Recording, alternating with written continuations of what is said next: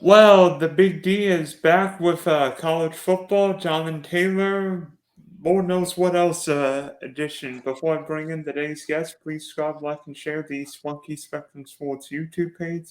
See all my content. Thankfully, we got through the hurricane all right.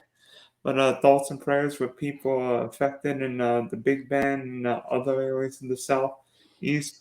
Also, check out the Big D podcast for all your audio listeners on Spotify and Apple. So, joining us from Jacksonville, Miller and Moulton. Usually, you see him doing college football Saturday games for, for, for CBS and Monday Night Football with Joe Buck and Troy Aikman. David Moulton. So, David, college football really getting underway tonight. Well, yeah, Florida, Utah on Thursday night and a few other games as well. There seems to be about one good game a day the opening weekend. The headliner Sunday night, Florida State and LSU. Got a couple of big headliners week 2, including Alabama, Texas. And then, conference play gets going by mid-September in week 3.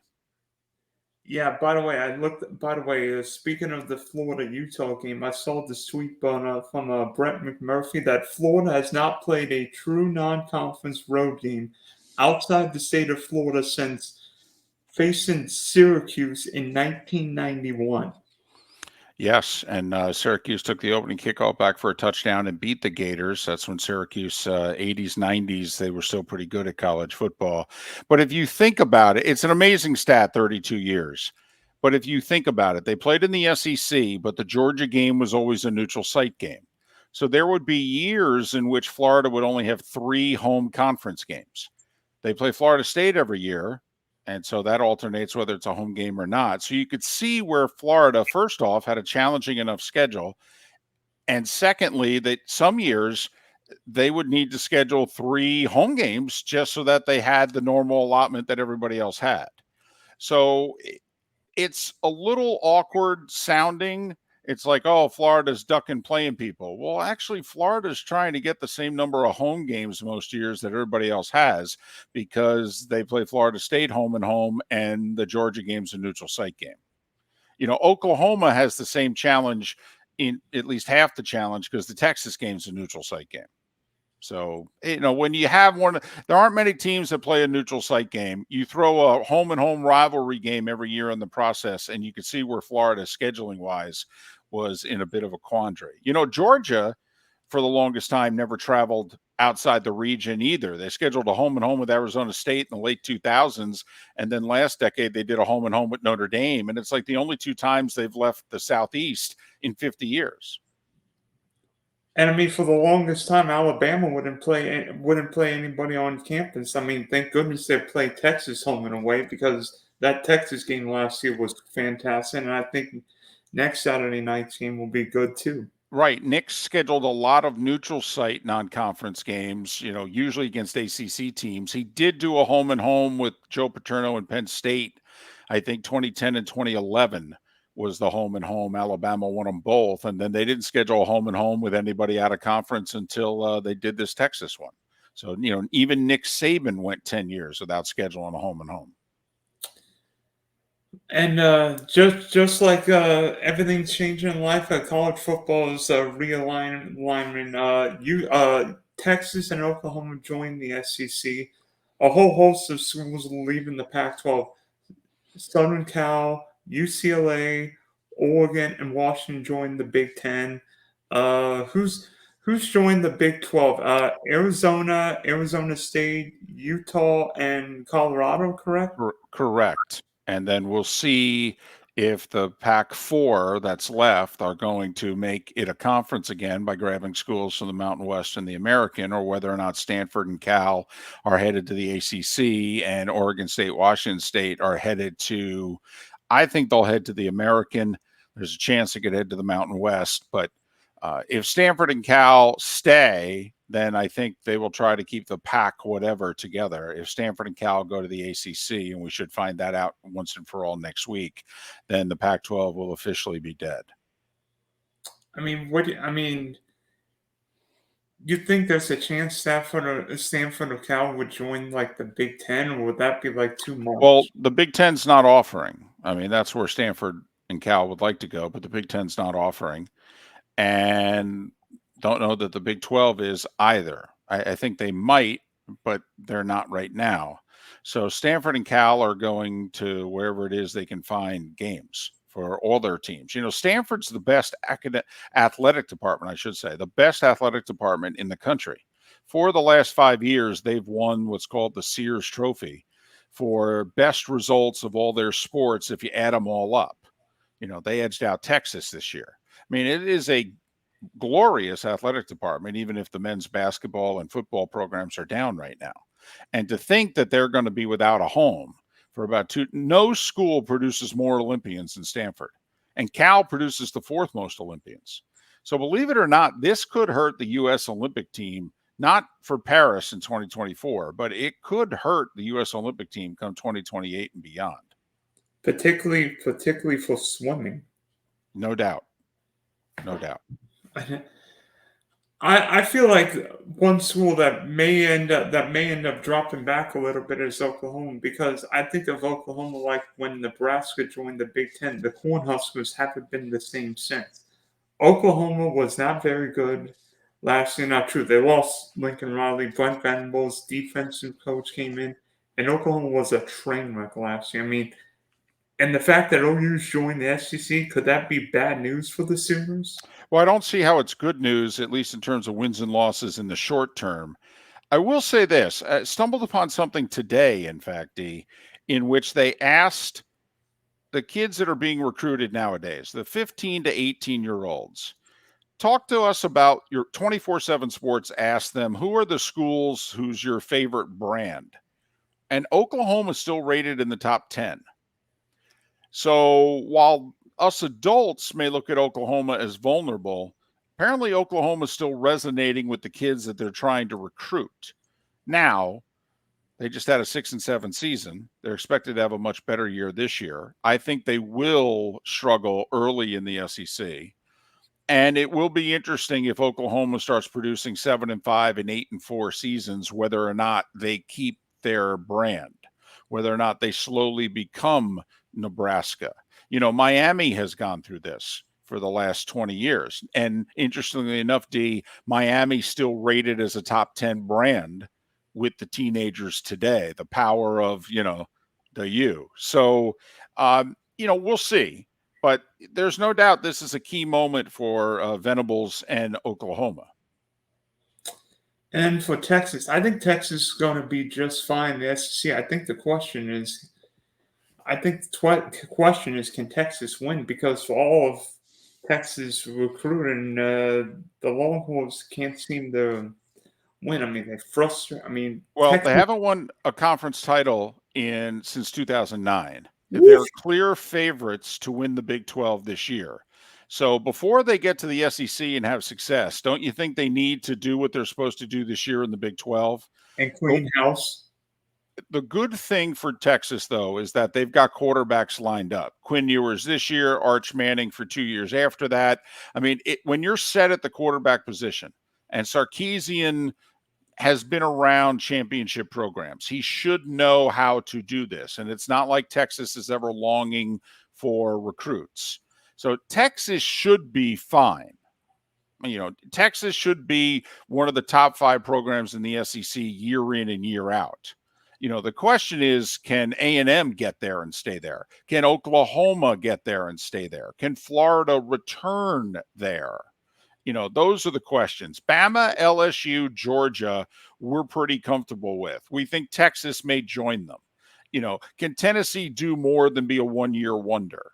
You know, we've got some big questions. Can Auburn return under Hugh Freeze? I mean, there's a lot of questions out there, not just in 2023, but in the short term in the SEC.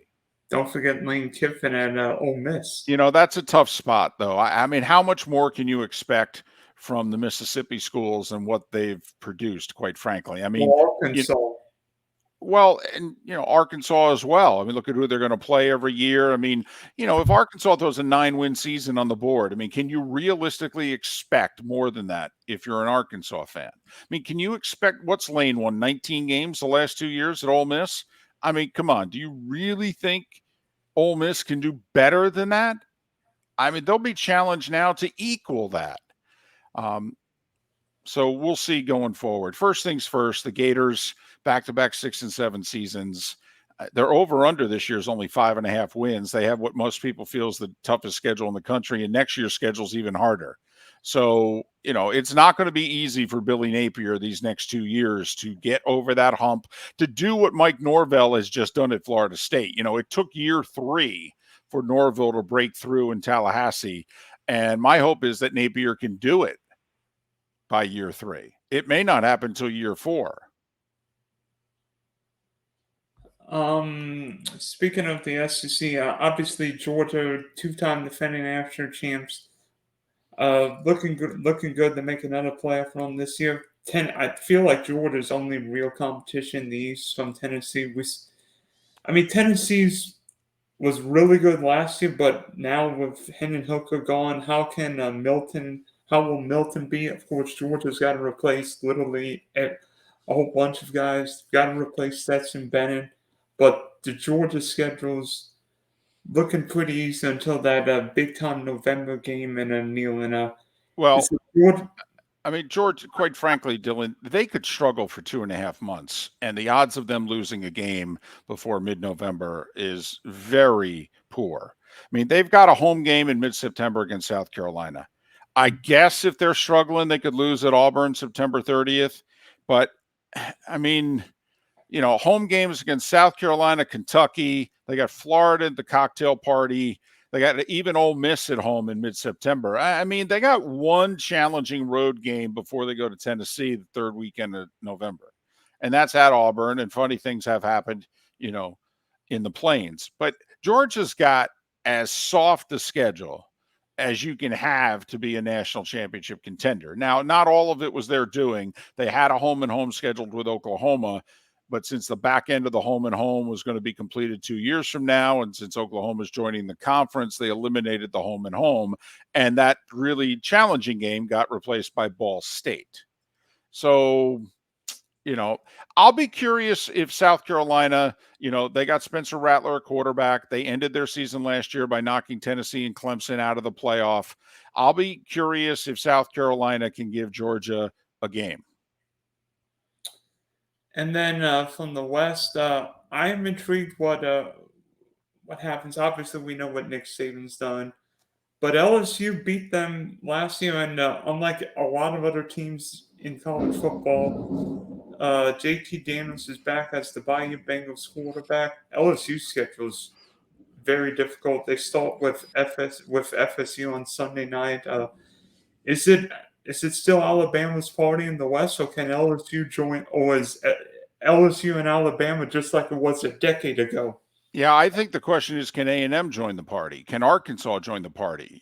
Arkansas returns a talented quarterback. LSU returns a talented quarterback. There are not many returning quarterbacks in this conference. I mean, there's like only 3 or 4 of them. And I wonder if those teams, South Carolina, LSU, Arkansas, whether or not they will have an advantage. The big question for Alabama is a quarterback. They're going to change their style of play and go back to how they used to play 10 years ago. They're going to run it more. They're going to be more physical. You're going to see more 2 tight ends. Quite frankly, they're going to take a page out of what Georgia's been doing. And Nick's going to try to slow it down a little bit. And instead of spreading it out with 3-4 first-round picks at wide receiver and first-round picks at quarterback, I think he's going to play more team ball, slow it down. Games will be a little lower scoring. Quite frankly, he's going to play the way Georgia's played. And I think he prefers that style of ball. And the big thing for Bama, besides they need a quarterback at some point to step up, Dylan, Alabama was always one of the 3 best teams in the league in terms of least amount of penalties. Alabama was the most penalized team in the SEC last year at 8 penalties a game. I mean, the 2 games they lost, they had 32 total penalties in those games. You're not going to win too many games. No.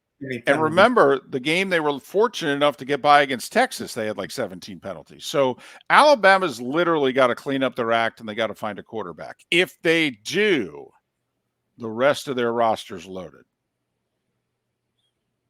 I mean, that game against that LSU Alabama game could be one for the agents.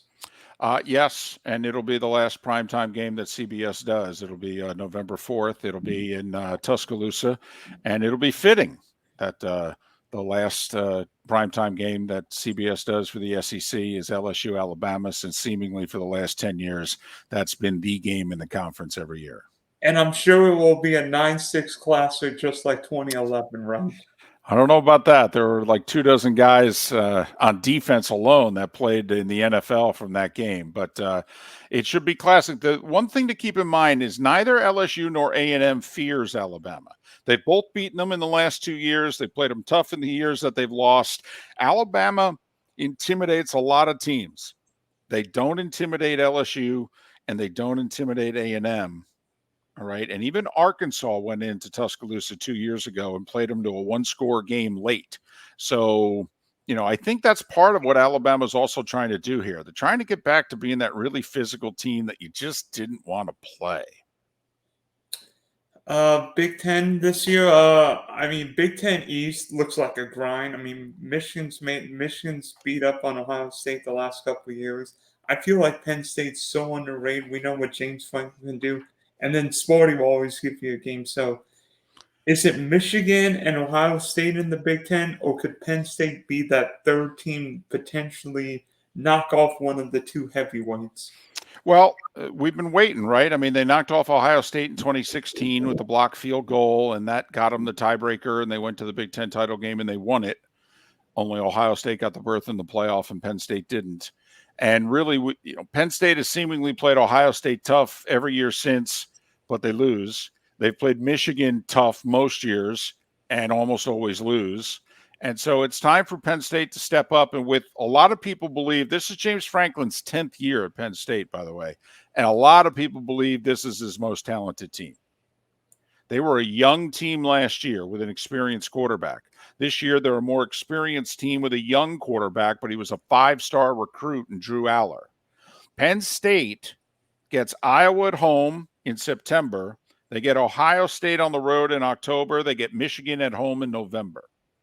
It's a 3-game schedule for Penn State, 2 of them at home. They need to find a way, state the obvious here, they got to get a split against the Big Two. They have to. Because of the 3 schools, D, Ohio State's got the toughest schedule. Michigan plays nobody except Penn State and Ohio State. Ohio State's got to play at Notre Dame in 3 weeks. And at Wisconsin. So, and we'll see if somebody in the West, if a Wisconsin or Iowa is good enough this year to actually beat one of the big 3 in the East. I don't know that they are.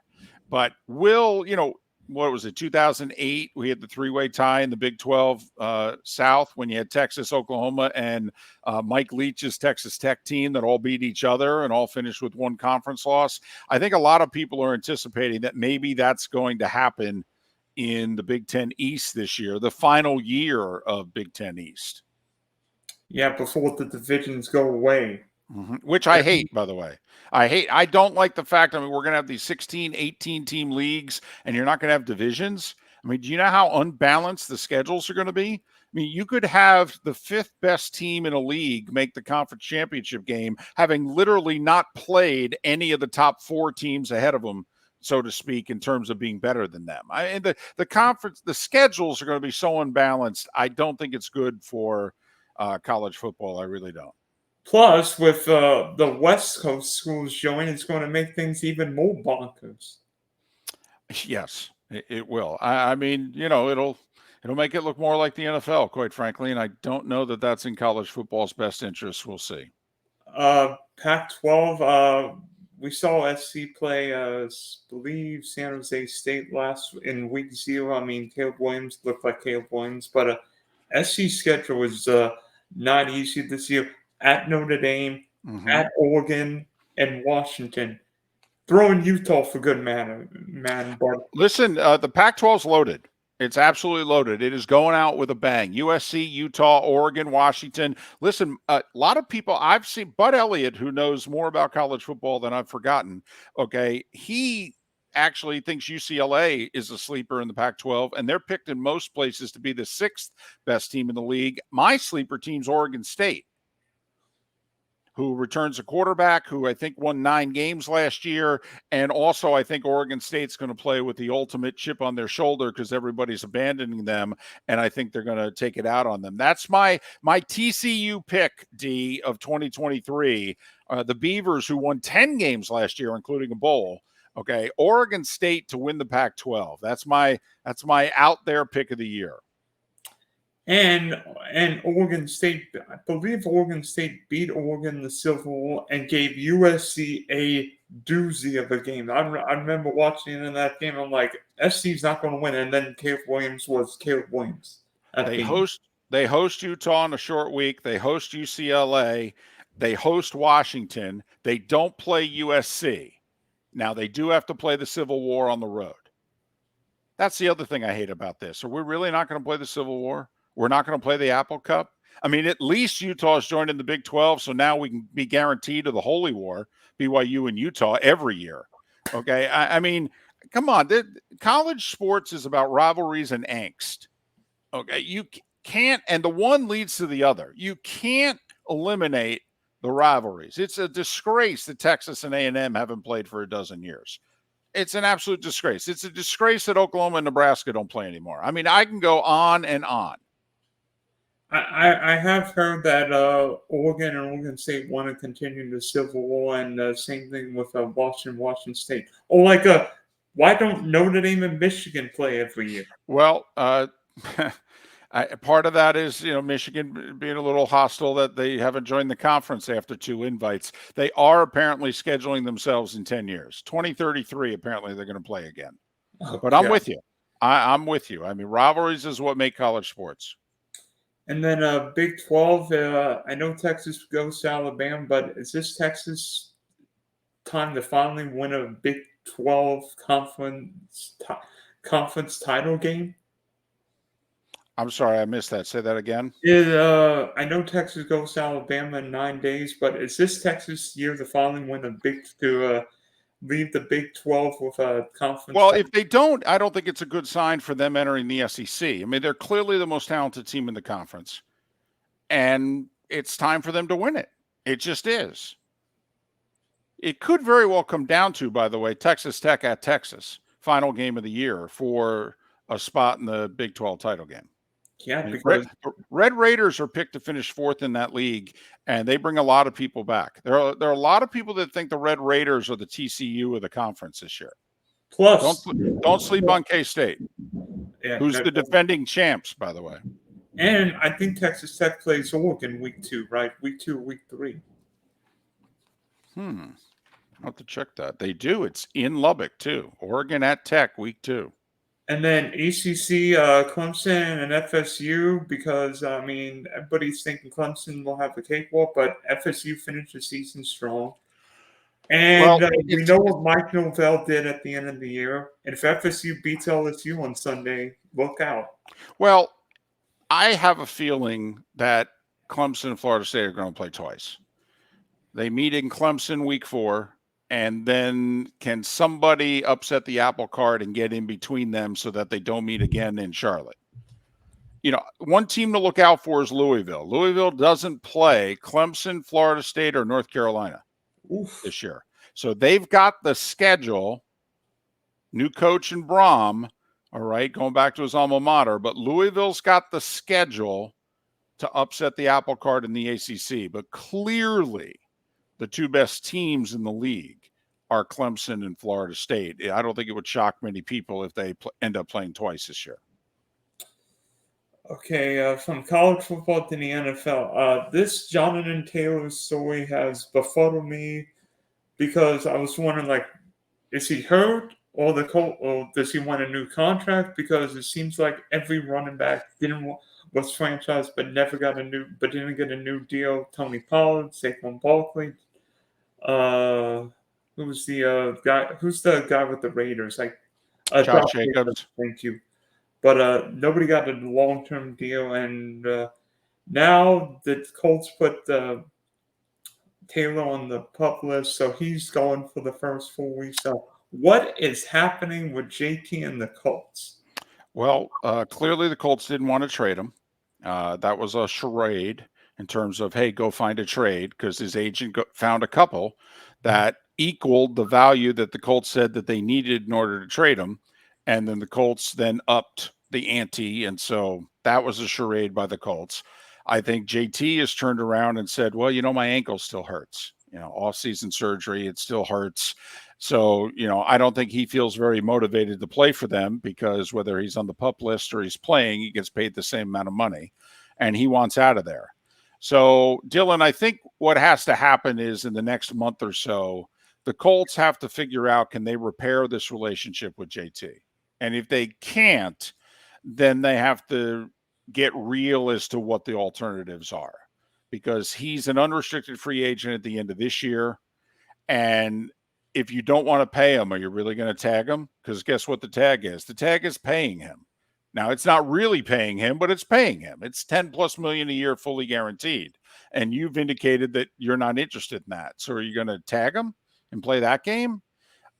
So I have a feeling this is going to get resolved. The trade deadline's Halloween. I expect something to happen one way or the other, where the Colts realize we're headed to divorce and I'm going to get what I can, or that JT and the Colts kiss and make up.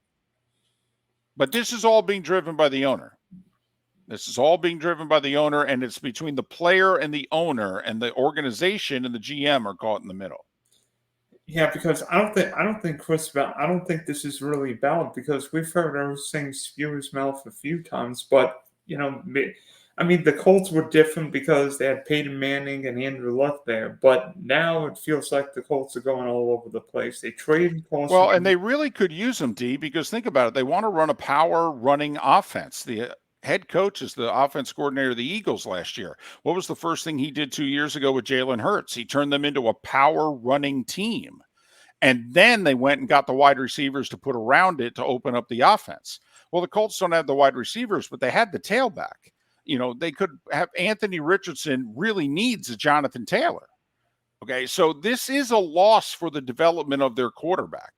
And I think that the sooner the Colts realize this, it's why I thought they were going to make a deal with the Dolphins, because at least they were going to get a running back in return. And they need one. They don't have any good running backs. I'm surprised they haven't signed Leonard Fournette. I'm surprised a couple of running backs out there. I'm surprised they haven't signed. Kareem Hunt. Yeah, absolutely.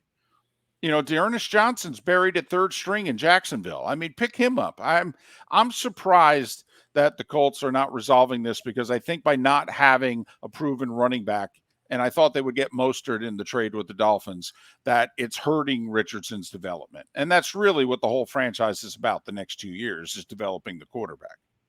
And because right now, I think the Colts could be one of the NFL's worst teams, and then end up getting Marvin Harrison Jr. It's quite possible, although Arizona, remember, has their pick and Houston's pick. And so, Arizona is thinking we're going to get 2 top 5 picks and maybe the top 2. Get Caleb Williams and Marvin Harrison Jr. Mm-hmm. And then try to unload Kyler Murray. Because I think Arizona, I don't know if Kyler's contract's fully guaranteed, but can Arizona get out of that Kyler contract? Well, they'd have to take a massive dead cap hit. I think going forward after this year, they'd owe him about $40 million cash, but the dead cap hit would be over $100 million. Oh boy! But yeah, so they would mortgage an entire year to do it. But if that's the price you got to pay, you got to pay it. Atlanta did it to get rid of Matt Ryan. The Eagles did it to get rid of Wentz. The Rams took on a huge cap hit to unload Goff and bring on Stafford, but they won a Super Bowl in doing it. So, it can be done. Yeah, and by the way, speaking of JT, I bet you the Dolphins. I heard that the Colts wanted Jalen Water for Jonathan Taylor. Like, Miami's not getting rid of Jalen Water for JT straight up. No, I think it further proves that the Colts are not serious. It's like they don't want to play him or pay him. Correct. And in return, he's like, well, then I don't feel like playing for you. My ankle still hurts from off-season surgery. It's not 100%. Okay. Le'Veon Bell 2.0, maybe? Oh, I wouldn't go that far. Don't think he's going to sit out the whole year. Remember, Le'Veon sat out and didn't get paid. JT's getting paid. But not playing. Yeah, okay, that's best of both worlds. If you're a running back, less wear and tear on you, and you're still getting paid, and you're not getting beat up on a bad team. I mean, it's the perfect scenario. And then I know it's a week and a half away, but Monday night, September 11th, Bills Jets. Wow, that is I mean I don't remember many Monday night seasons and openers this crazy. Josh Allen and the Bills, Aaron Rodgers and the Jets. Wow. There's a lot of similarities between Rodgers joining the Jets and when Brady joined the Bucks. The Jets were a 7-win team hindered by awful quarterback play, but had a good defense. And if they could just get their hands on a quarterback, the Bucks were coming off a 7-win season, and Winston turned the ball over 3 dozen times. And if Bruce Arians said, if we just could have had a good quarterback, and Tom Brady walks in, and there's a defense and a lot of talented offensive players around him, and we all know what happened. And so will that happen with the Jets? I mean, remember, the Bucks were the losingest franchise in North American sports since 1976, the day Brady joined them. They were. Their winning percentage was worse than, you name it, the Sacramento Kings, the LA Clippers, the Detroit Lions, the Browns, you name the franchise. The Tampa Bay Buccaneers winning percentage the day Brady joined them was the worst in North American sports. And we saw what happened. And here's Rodgers joining the Jets, in which their image and reputation is similar. One guy can change a lot, and yet for the Bills, it's Super Bowl or bust.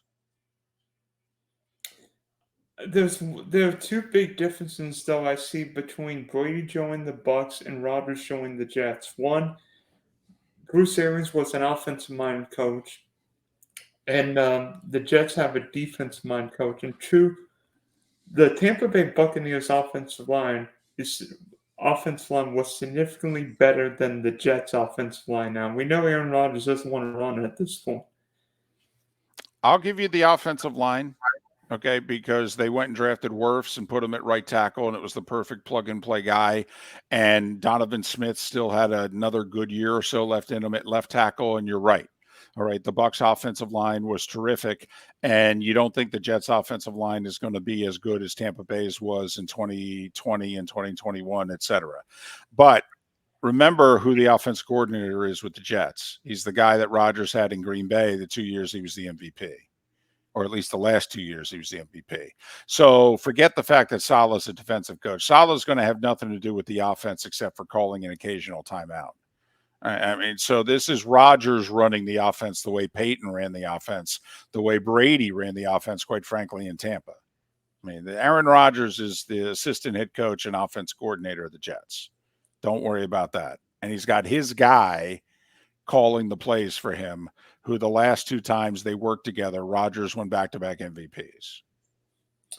And for the Bills, I mean, coming off that nasty playoff taste, I mean, I feel like everybody thinks Dak Prescott's under the most pressure to win. I feel like Josh Allen's under the most pressure to win because Joe Burrow's got in a Super Bowl. Mahomes has been to 3 Super Bowls, winning 2 of them.